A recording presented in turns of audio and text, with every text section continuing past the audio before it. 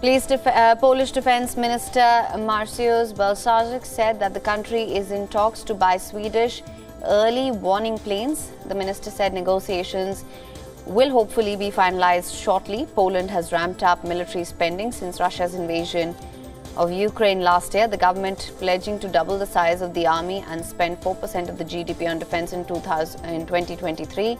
The Polish defense minister, after a meeting of defense ministers from North Europe, said the move will not only strengthen the resilience of Poland but also of NATO's eastern flank.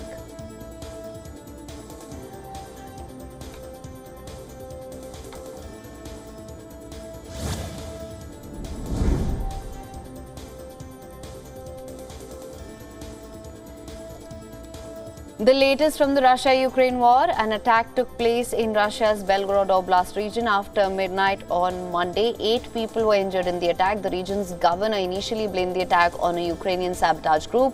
However, a group that calls itself the Liberty of Russia Legion, that's a Ukraine-based Russian fighter group, claimed responsibility. It says it is working inside Russia to overthrow Putin. The Oblast is a Russian administrative district, Belgorod Oblast, which is on the Ukrainian border.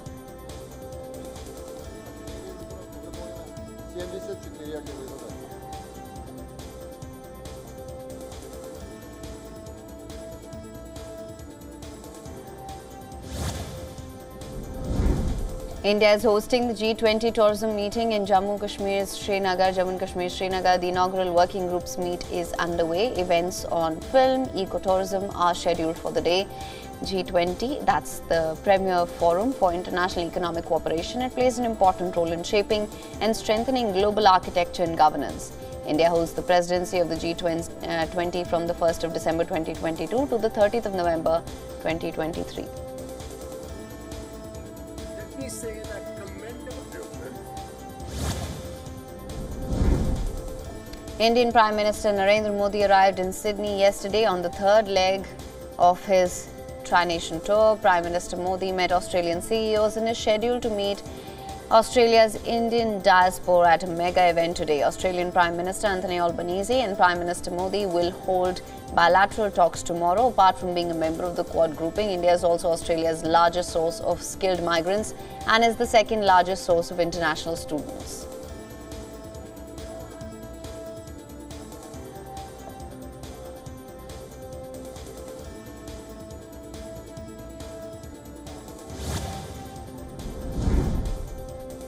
Pakistan's controversial former Prime Minister and PTI chief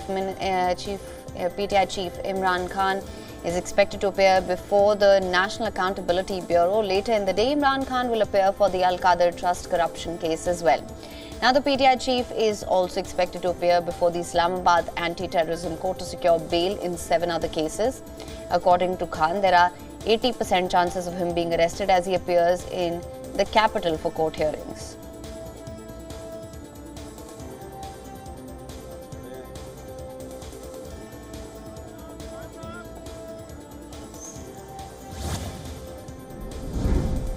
Russian Prime Minister arrived in China late on Monday night. He's scheduled to meet with President Xi Jinping and ink a series of deals on infrastructure and trade. He will take part in Russian-Chinese Business Forum and visit a petrochemical research institute in Shanghai. As per the Kremlin, he will also hold talks with representatives of the Russian business circles. China last year became the top energy customer for Russia.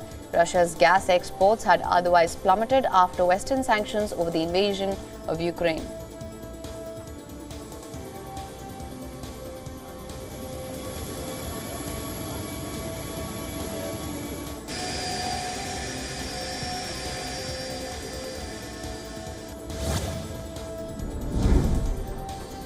South Korea has agreed to enhance security and supply chain cooperation with the European Union. This comes after President Yoon Suk-yeol's summit with the EU leaders.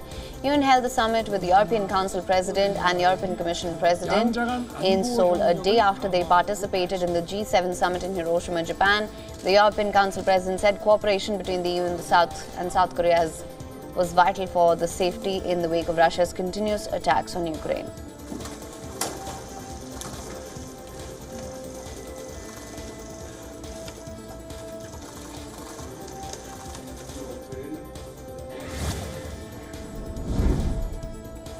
South Africa's electricity minister visited a power station with the management teams of Eskom, the public utility company. He said the team is having sleepless nights trying to find solutions in order to end the load shedding that's plaguing the country.